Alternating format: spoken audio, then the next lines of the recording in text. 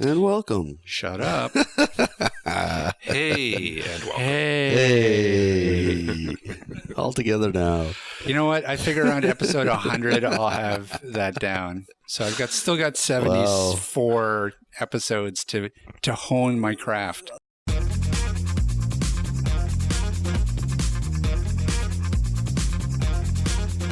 Welcome to AT Banter, the podcast where we discuss anything and everything regarding the world of assistive technology. With our hosts, Steve Barkley, Rob Minot, and Ryan Fleury. Now, let's banter.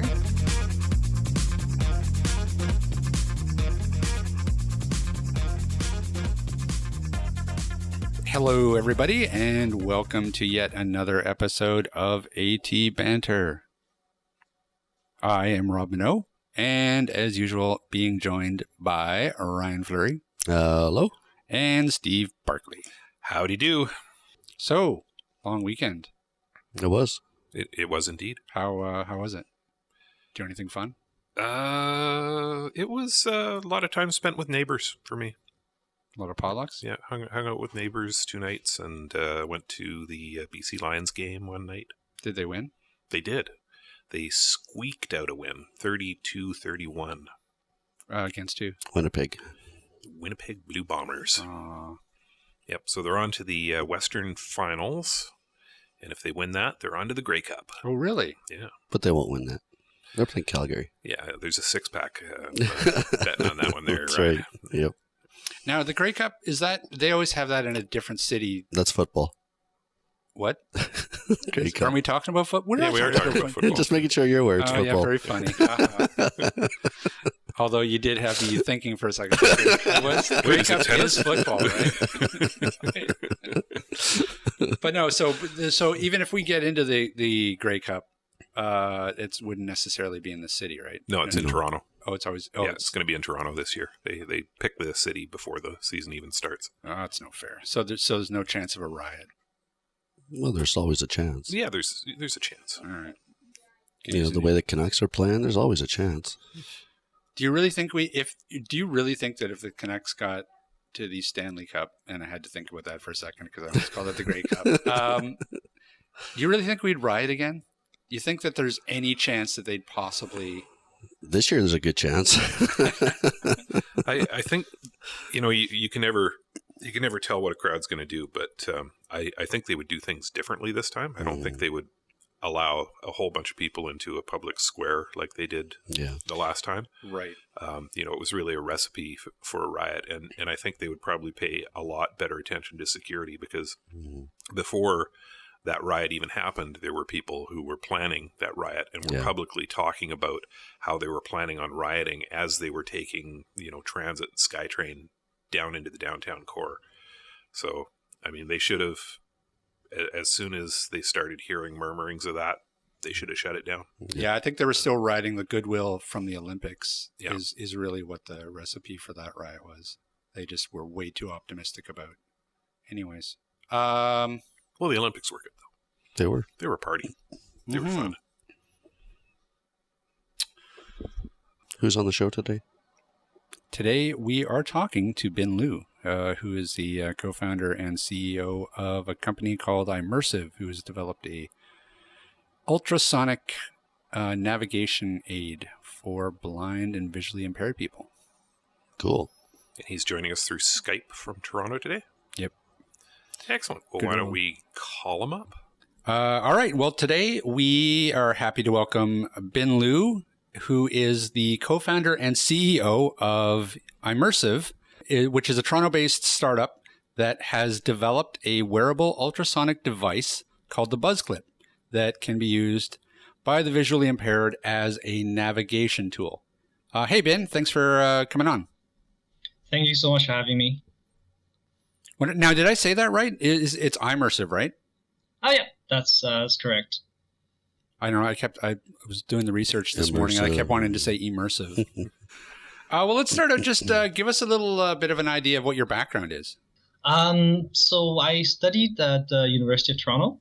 I did a civil engineering degree there with a business minor. I guess the whole story of how I came into this business was in my last year. Sort of, that's the deciding point where I'm trying to figure out where I'm going forward with my career, with my life, and things like that. And one night I had a call with my parents, and it was one of those complaint calls from my mom, basically telling me, can you please speak to your dad?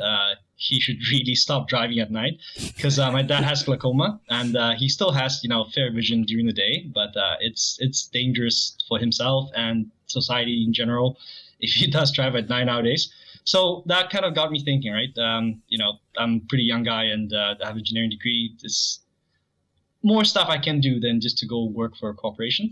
And that's when I started doing some digging. And I did, the first thing that came to mind was ultrasound for me personally, because I've always been fascinated by bats and the way to navigate. And I did look it up, and I found some older devices. I'm sure you guys heard of some of them. Things like Ultra King and even the Laser King back in 2004, devices like that. But right. One, I was shocked at the price point, and number two, I was just wondering why it's not being more widely adopted, right? So I then moved on to apply to a incubator at the University of Toronto called Impact Center.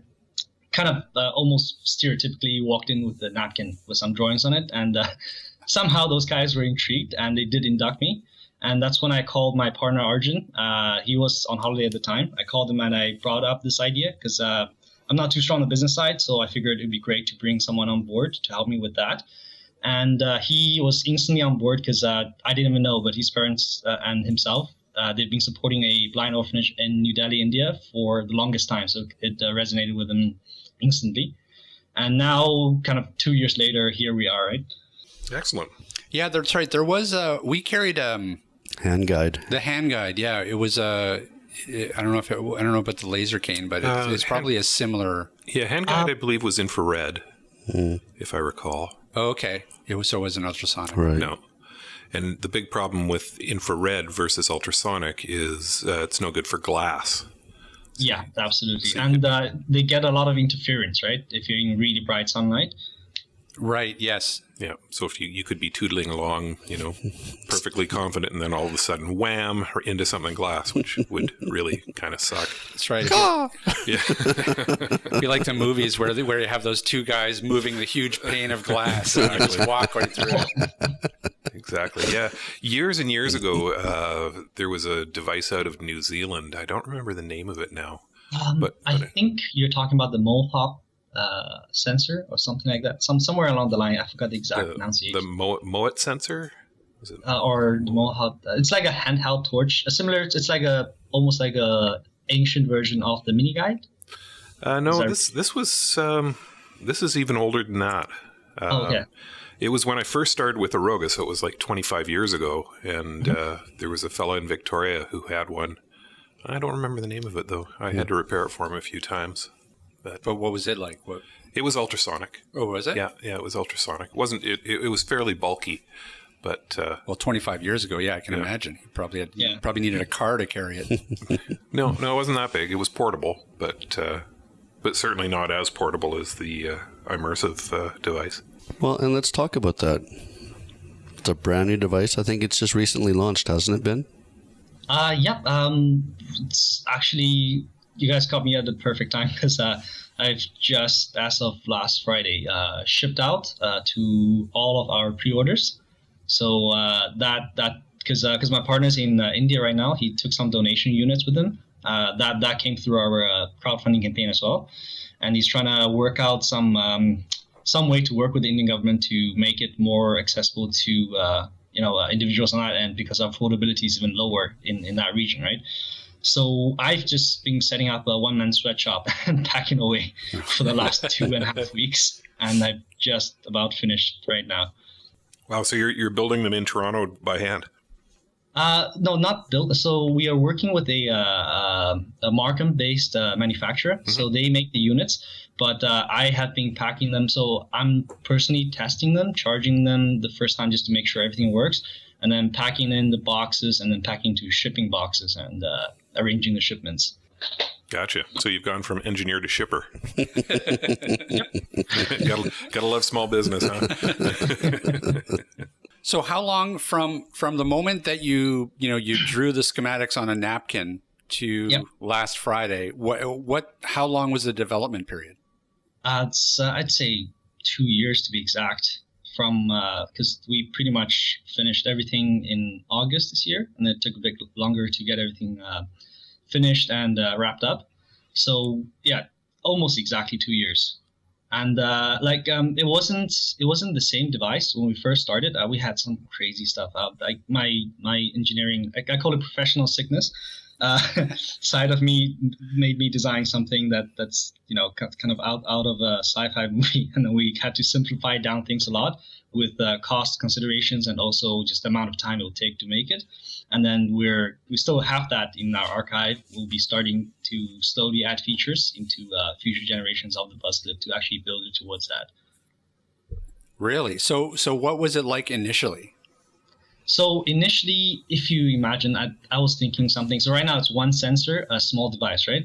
I was thinking something that's like an integrated wearable in the sense that, for example, like this is one concept. You literally put on a shirt and then you get 360 degrees coverage in all directions, and that sort of paints a picture of where things are and what shapes things are.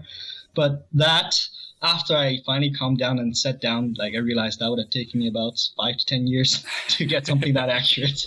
Still, it's a pretty cool idea to be able to have, throw on a jacket or something. We're not stopping. We haven't canceled that, to be honest. So we're hoping as we progress, we slowly build towards that, right? One step at a time. I think that's a lot better.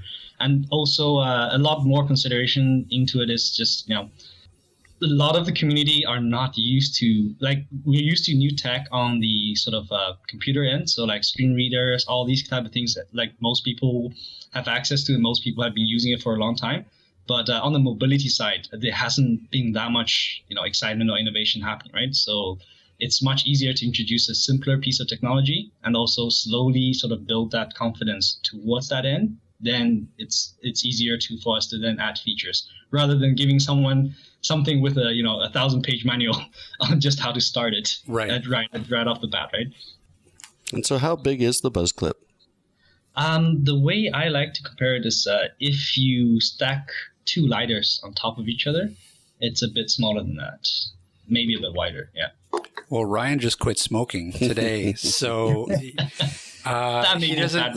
So yeah. So that's right. I don't have a lighter anymore. What made you choose ultrasonic versus some of the other technologies that are out there? First of all, that's one side of it. I did do a full analysis on different type of sensors that we could have potentially used, right? So a few things in consideration. Number one, what are the odds of having it getting a false positive? So in the sense, when we talked about laser, it wouldn't pick up transparent surfaces, and it's affected by outside environment a lot more. That's one thing. So reliability. And then number 2, power consumption. So light-based sensors are actually the best, but it's very limiting in the sense of unless you do use laser, there are other optical sensors that you can use, but the power requirement is ridiculous if you try to push that to have a range longer than half a meter. And then obviously they will have LiDAR as well, right?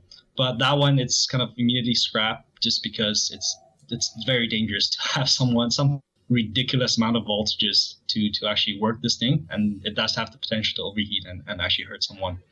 So all things considered, safety, reliability, and also power consumption side of things, power consumption mostly on the miniaturization side, because the battery is just proportional to how much power you're gonna pull out of the device, right? So all 3 of those things considered, ultrasound was the most reliable, and we do have. There has been a lot of work on this end because a lot of cars are already using ultrasound for detecting things in the back for reversing, and even a lot of the current automated cars, right? Self-driving cars, ultrasound is incorporated heavily into that as well. So it's a more mature technology for us to work with. And how long does the battery last in the BuzzClip currently?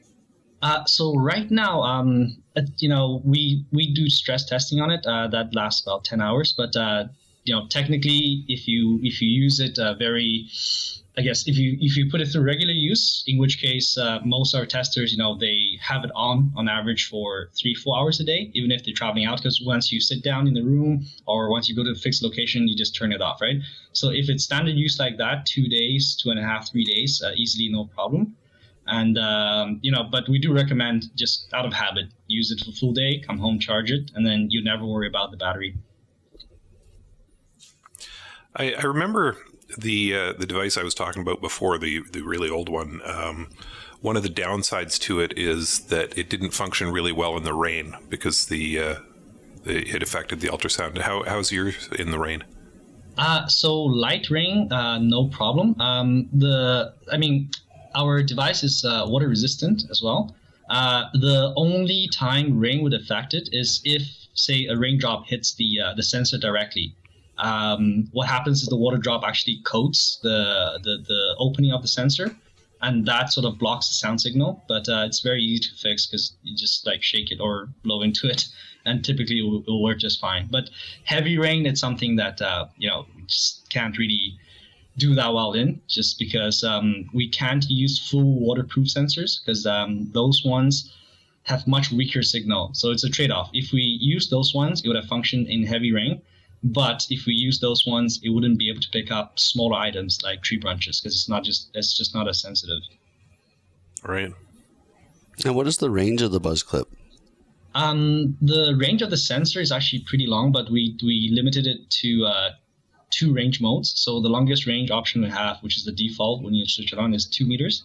And then you have a 1 meter option that one is just for proximity warning. The 2 meter range is more for actually gauging distance because we feel that indoors when things are more crammed up, if you use 1 meter, it's it's arm's length, right? So as soon as you get something and you get an extra warning at half a meter where it just goes crazy, so you have that extra half a second to a second reaction time to actually reach out your hand, either getting the brace position or just simply reach out and see what's in front of you, or just turn and find a spot where it doesn't vibrate.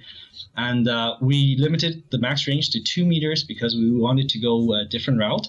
So a lot of ultrasound devices before, I think they have 3 meters, 5 meters, or some of them even longer distance. But the issue is sound travels in a sort of conical water drop shape, expanding outwards from the sensor, right? So the longer you go, the wider the range actually gets. And we feel there's no point for you to know something that's going to be, 2 meters to your left or 2 meters to your right, rather just whatever is directly in front of you. So, anything that the device tells you is there, you need to know about it, right? So how wide an area does it cover? So at the 2 meter range, it's just wider than your shoulder width, and at the meter range, it's roughly your shoulder width. And vertically, it's about the same. So at the 1 meter range, it's roughly from your just above your belly button to just above your head, and at 2 meters, it's just below your belly button to even more above your head, if you have it clipped on your collar. So it's small enough, really, it can be clipped anywhere. But does that really where the main focus is would you be having it clipped on your collar?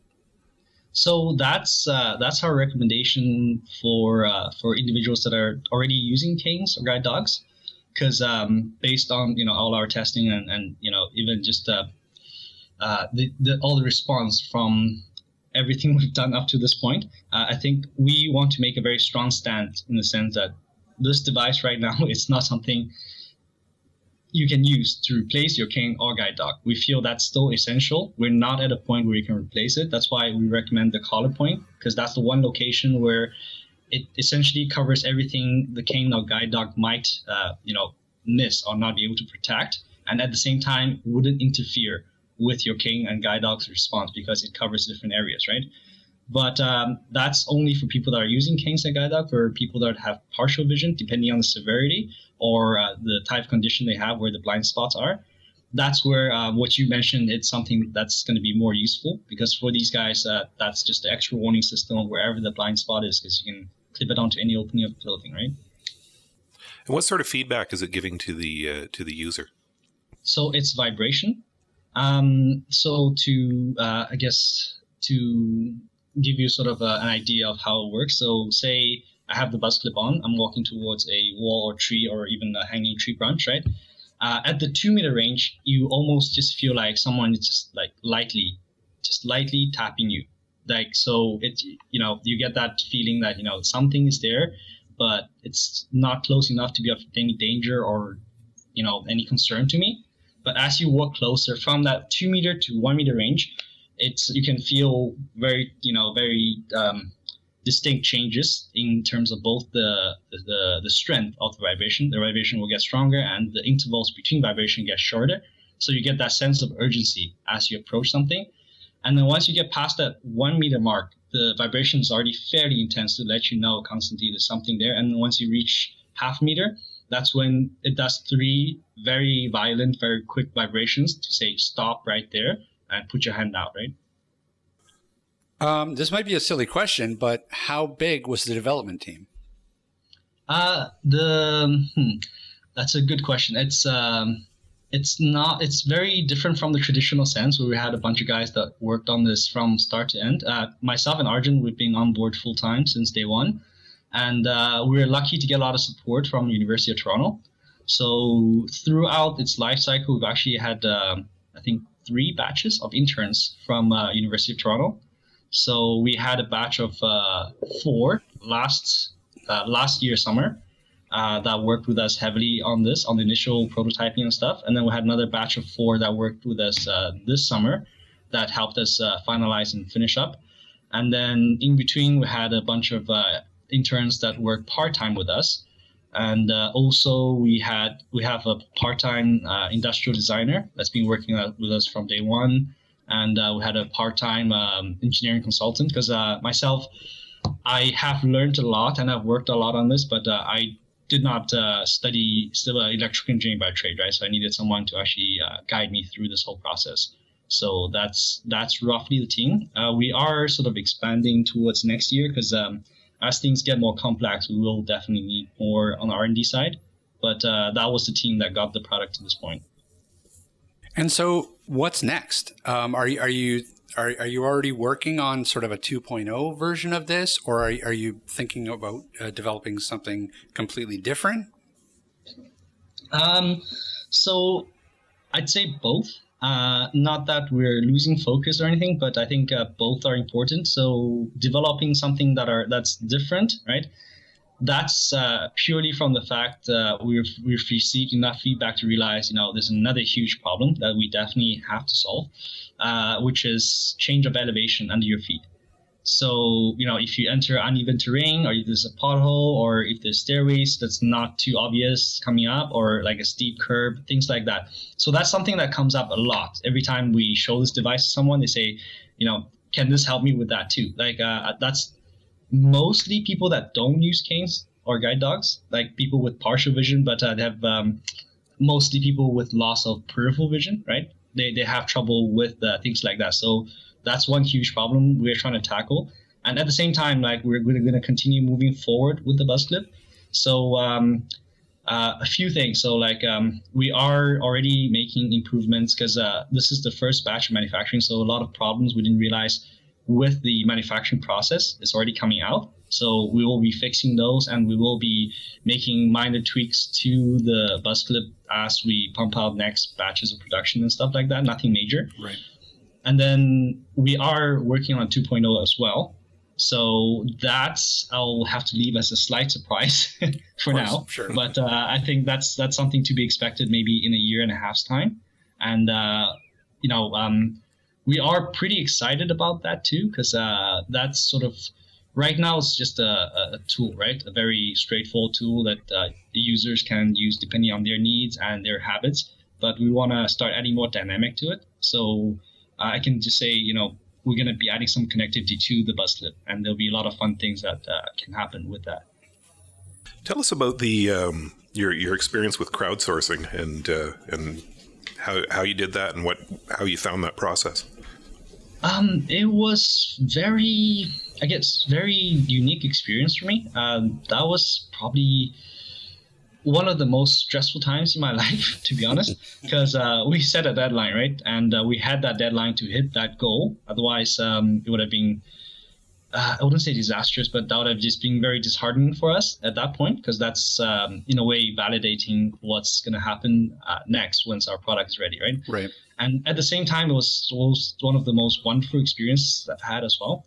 Because one of the biggest issues we faced coming into this company, like we knew that from day one, and that went all the way through to the end of first year, is how do we market to our target audience, right?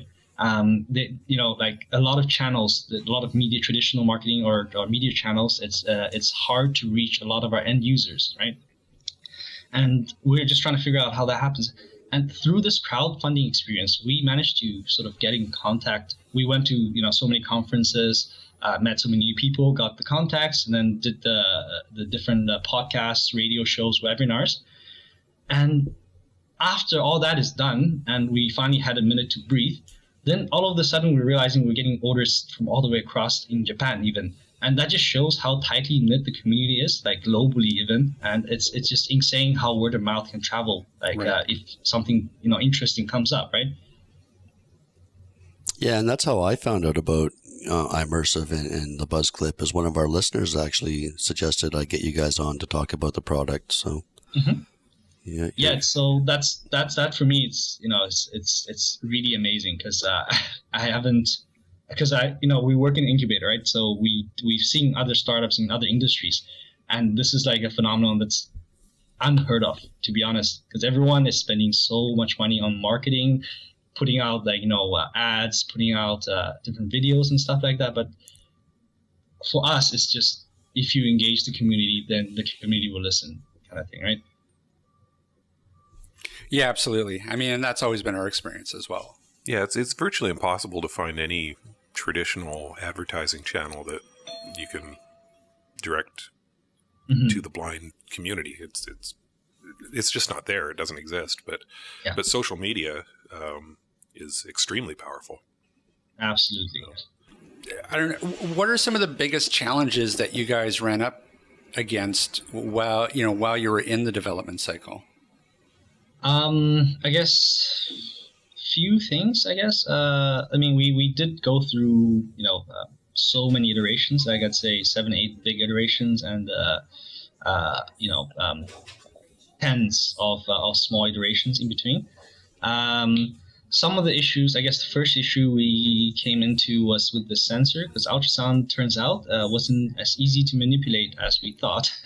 And our whole idea of having a narrow range and stuff like that, it took me how long? I'd say probably a good few hundred hours to actually go through hundreds of manufacturers to find the only one in the world that I know of that makes the ultrasonic sensor that does exactly the thing we wanted to in terms of both the sensitivity and also the angle and range. That's the first thing. And the second thing was the vibration wasn't strong enough. So, any sort of, we use the pager motor that most phones use. The standard ones on the industry, it just wasn't strong enough to really feel it, because especially if you clip it at the collar, right? Your chest it's not as sensitive as most parts of your body, like the nerve cells much more spread out. Right. And we had to change our design heavily, hence we have a small arm at the back that you can open up to isolate the vibration. And also we had to source a very special model of vibration motor to generate enough force to actually make that distinctive. So that's two of the biggest struggles we had at the start. And then came the whole issue of how do we keep the cost down, because the goal at the start was we have to be cheaper than anything that's come out before, and we have to make this as affordable as we can, right? And the cost was a huge issue, because especially for the first batch, every single enclosure for our unit is machined aluminum. So if you speak to anyone here in Canada about that, if you ask them, I want to machine 6 parts in aluminum, you will be getting quotes in thousands of dollars. Wow. So to actually drive down the cost to the point where it's at right now, that was a massive headache. And also the manufacturing side as well, right? It took us a while to find a manufacturer that worked well enough with us to actually get this thing out. And even then, it took us a lot longer than our initial intended delivery date, right? So what is the retail price of a BuzzClip? So the retail price right now is $249 Canadian dollars in Canada and $249 US dollars in the States. And I think I saw on your website you have bundles as well, or multi packages you can get. Yeah. I think it's we have package of 3. So those we say are for more advanced users. So we typically recommend start off with 1, get used to how because depending on the individual and their habits too, like some people pick it up really fast and some people don't find it as useful, or some people might take a while to get used to it, right? Once you get really used to it though, that's when you can have 3, maybe 1 in the front and then maybe 1 below, or or 1 on either side of your sleeves, kind of thing, depending on what your preference is. But we do have some testers that have done that, and it took a while, but once they get used to it, it's quite interesting because you can start to almost figure out a semicircle around you. That's cool. You could use that for playing hockey, right? Yeah. That might be useful. On that subject, do you play with the Vancouver Eclipse? No, I went out and tried once, and I grew up with sight and played hockey, and lost my sight later in life, and tried playing hockey a couple years ago with the blind hockey team here, and hit the boards, and that was it. So didn't go back. No, because I was just curious, because the national blind hockey tournament that they had in Toronto for the last 2 years, or they had it longer, but the last 2 years I was the stats keeper. Oh, is that right? So that's why when you mentioned, I was like, wait a minute, I might know you. Yeah, no, it wasn't there. This weekend is actually the Western Canada blind hockey. Yeah, that's a new thing. It's pretty amazing. They're starting to even localized. Yeah. Stuff. Well, Ron, if it's any consolation, I've sight. I would hit the boards immediately, anyways, because I don't know how to stop. skate. Yeah, hitting the boards is the only way I know how to stop too. Yeah, that's. Or falling over. I don't know why they don't put padding on those boards. Yeah. For those people that. Well, you're wearing the padding, right? So I'm a bad Canadian. I don't ski. I don't skate. Yeah, I'm the same way. but you've snowboarded. I have, yeah. But that's not really snowboarding. That's more of a ritualized ass bruising. That's like falling down a mountain with a slippery piece of board. Exactly. And you're paying to slide down the mountain, right? Exactly. Or fall down the mountain. Yeah. What's your dad think of it? My dad, I'm going back with one for the first time this December. I haven't left Toronto for the last 2 years because I've stayed for work for Christmas every time. So I haven't actually seen my dad for 2 years now, more than 2 years now. So This will be actually the first time I'm seeing him with the unit. Excellent. We know what he's getting in his stocking. And what kind of response have you had from the users? So far, I've been doing customer service this week. So like I said, right, depending on the individual, I'd say it's mostly positive because for most users, the response right now is, it's saving me at least 2 to 3 accidents a day kind of thing. While even while they're still trying to figure out how to interpret all the distance and all the warnings and all the battery indications properly, it still does enough to save them.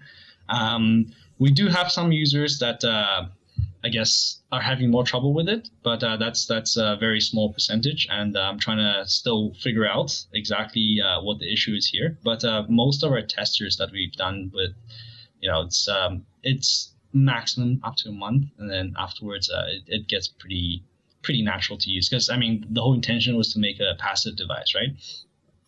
Right. And first generation devices are commonly, are commonly like that. You release them and then you get feedback from your customer base, and you use that to develop new features and stuff down the road for a second generation. Keep on tweaking. Yeah, no, absolutely. No, it's great that I'm hearing like even any sort of confusions or even any negative comments, because that's what we need to actually improve on what we have, right? How long did you test it? How long did you prototype with it? Prototype, I'd say the realistic prototype took about a year and maybe 3-4 months. Because initially we did a while of market research, and then after prototyping finished, it took a while to get it out of the manufacturing, right? But the prototype was like constant all the way through, because every time we had anything, we'd go out and test it, and we'd get the feedback, and then we'd go back to the workshop and start making changes. So we've done testing both here in Canada and also like a lot in India as well.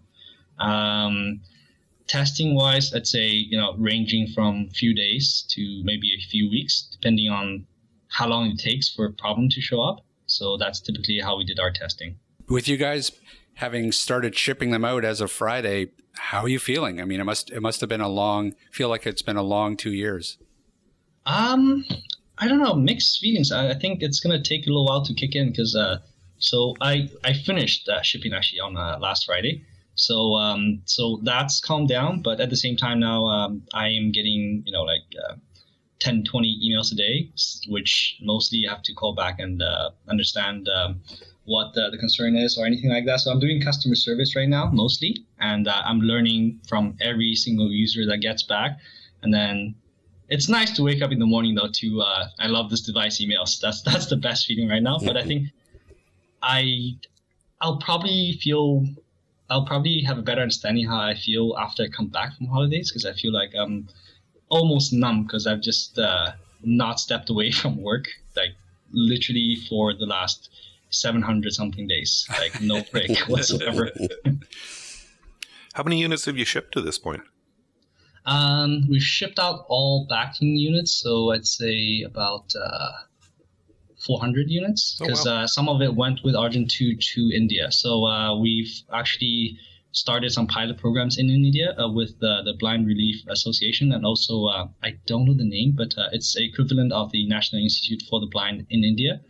So we've had during our campaign, one of the things was we had options available, which is quite amazing too, because we had people that have no connection or any involvement with the visually impaired community that comes in actually donated units to India for people that can't afford it, right? So Arjun went there with those units, and with the current pilot program, we're trying to figure out how we can work with the Indian government, like I mentioned before. And if all goes well, we might have the Indian government sort of help out, subsidize, or fund units to be supplied to kids in blind orphanages. It's a very different landscape on that end from what we're used to here. Yeah, entirely different kettle of fish. Yeah, it's living with vision impairment in developing countries like India, it's dangerous to a certain extent. Like a lot of people actually don't use canes. It's a very sad thing, but a lot of people don't use canes, even though it's extremely dangerous, very crowded streets, right? Because they actually get targeted on the streets for mugging and robbery and things like that. So this is why, with the BuzzClip, not that it's supposed to replace the cane, but rather than people walking around with no protection at all, this might be something discreet that could potentially sort of make this problem a little bit better. So we're trying to see what we can do. You need to set it up so you can do a big blast of ultrasound out the front of it, like a sonic punch. Or build a taser into it or something. That's right. If you're getting mugged, just use a weapon as well. Yeah. Big fist comes out. Tony Stark the hell out of that guy.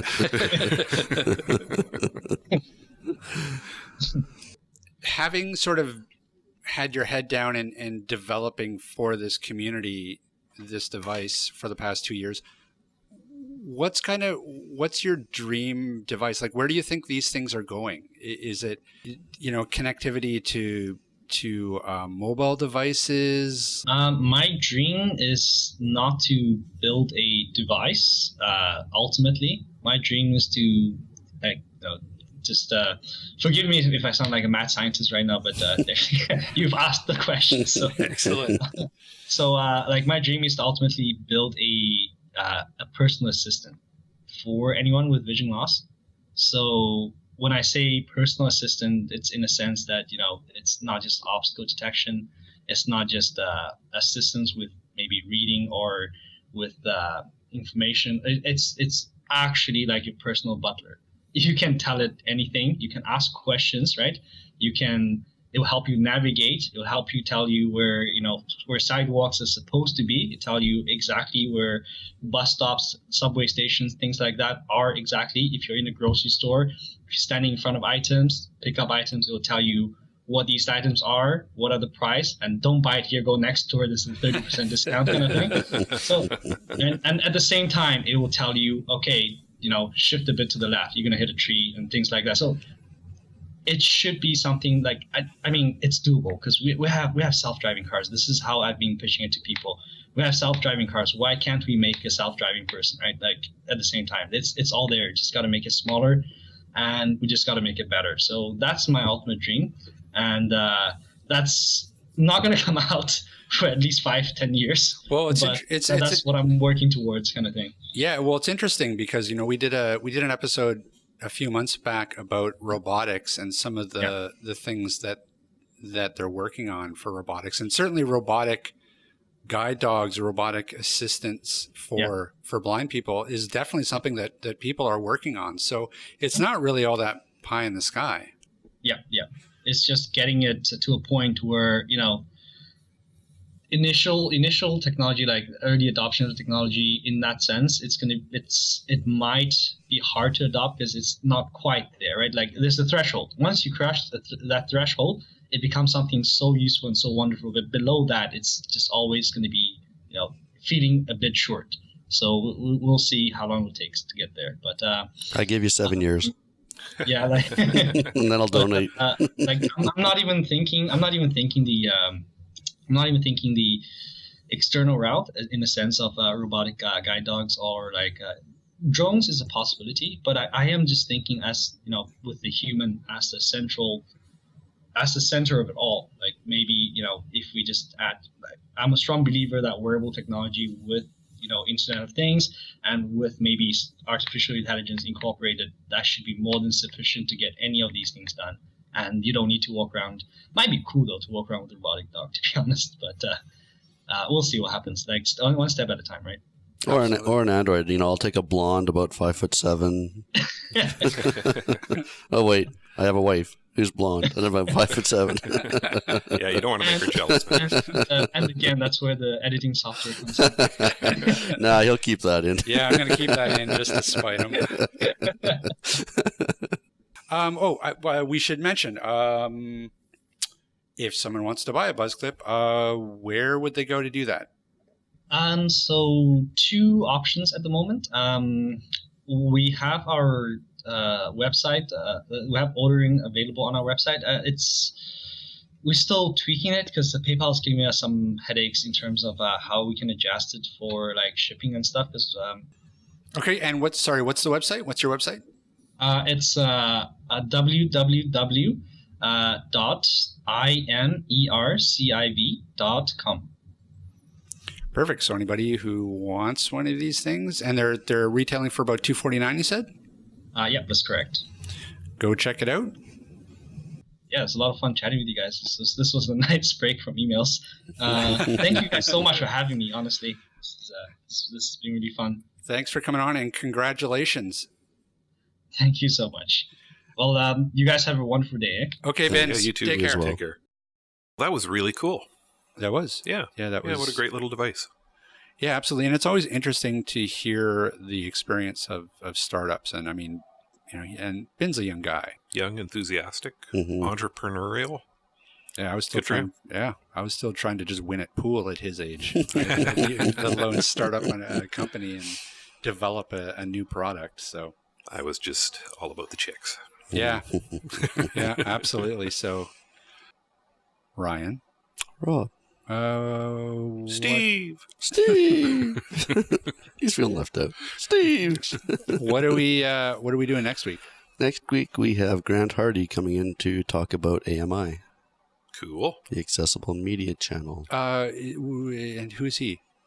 He is one of the reporters for AMI.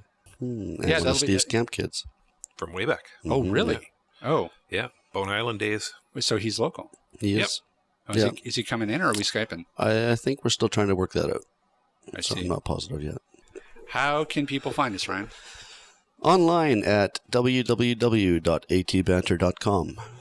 People can also contact us at infopodcast Oh, you gmail suck. at amazon.google.ca.gov.nc. Wow. 25 episodes. You Shut still haven't up. got that right.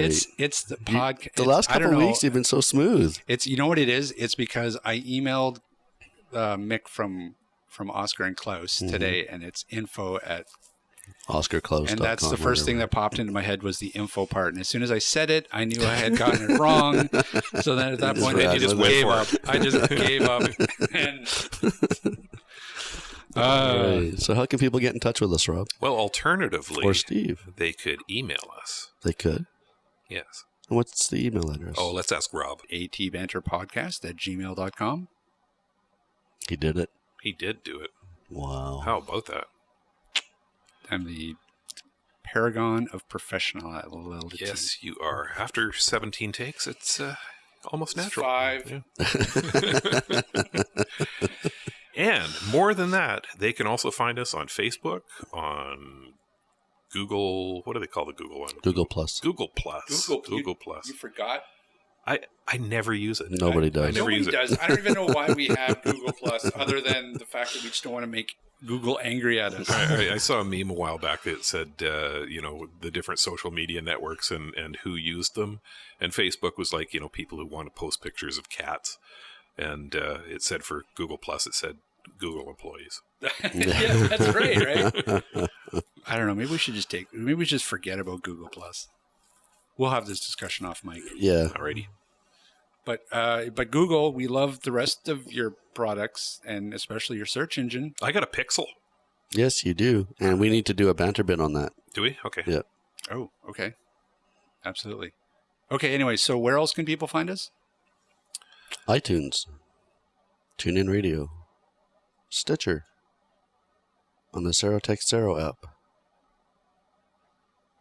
That was the weirdest delivery of that I've ever. What about YouTube or Facebook? You can throw or those in. Twitter. Sure. You went for the most obscure ways that people could actually listen to us. Giving people choice. That will about do it for us this week. I have been Rob Minot. And I've been Ryan Fleury. And I'm Steve Barkley. And we will see you guys next week. Toodaloo. Bye.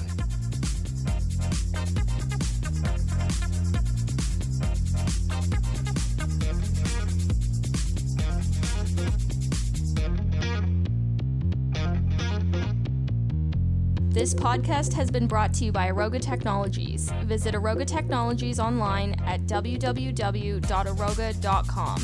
That's AROGA.com. Music provided by bensound.com.